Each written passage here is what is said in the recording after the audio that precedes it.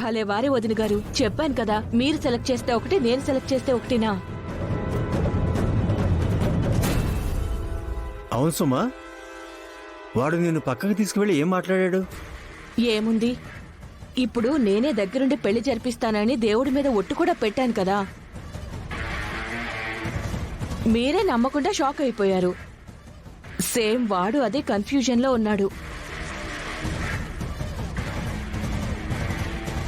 ఏంటి మమ్మీ, నువ్వు ఇంత ఎక్సైట్ అవుతున్నావు? నిజంగా మా పెళ్లి చేస్తావా అని మీకు వచ్చిన డౌటే వాడికి వచ్చింది. క్లారిటీ ఇచ్చాను కదా నాన్న. ఇంకెవ్వరూ ఎలాంటి అనుమానాలు పెట్టుకోకండి. దేవుడి మీదే ఒట్టేశాను, ఇంకేం చెయ్యాలి నేను?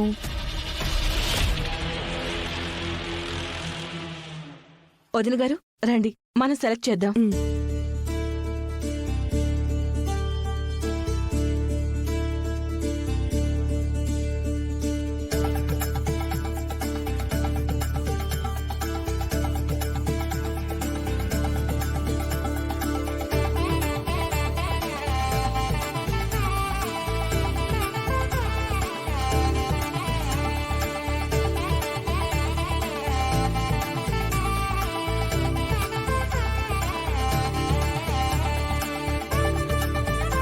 మంగళసూత్రం అయితే ఈ డిజైన్ బాగుంది.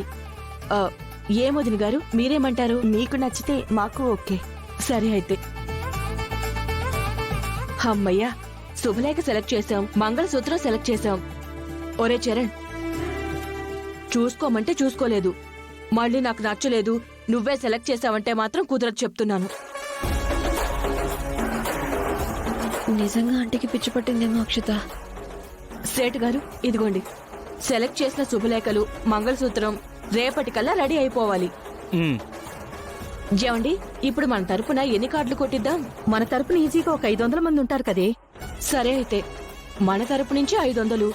వదిన గారు, అన్నయ్య గారు, మీ తరపు నుంచి ఎంతమంది ఉంటారు? మా తరపున కూడా 200-300 పైనే ఉంటారు. సరే అయితే ఒక 100 అటు ఇటు అయినా. ఏమండి, ఒక 1000 కార్డులు కొట్టించేద్దామా? అవును సుమా, సేటు గారు ఒక 1000 కార్డులు కొట్టేయండి. సరే అమ్మా. చెప్తున్నాను కదా, ఆలస్యం చేయకండి, రేపటికల్లా అయిపోవాలి. అమౌంట్ కావాలంటే ఇప్పుడే తీసుకువెళ్ళండి. పర్లేదమ్మా, మీరు చెప్పినట్టే రేపటికల్లా అన్నీ రెడీ చేస్తాను. వస్తానమ్మా.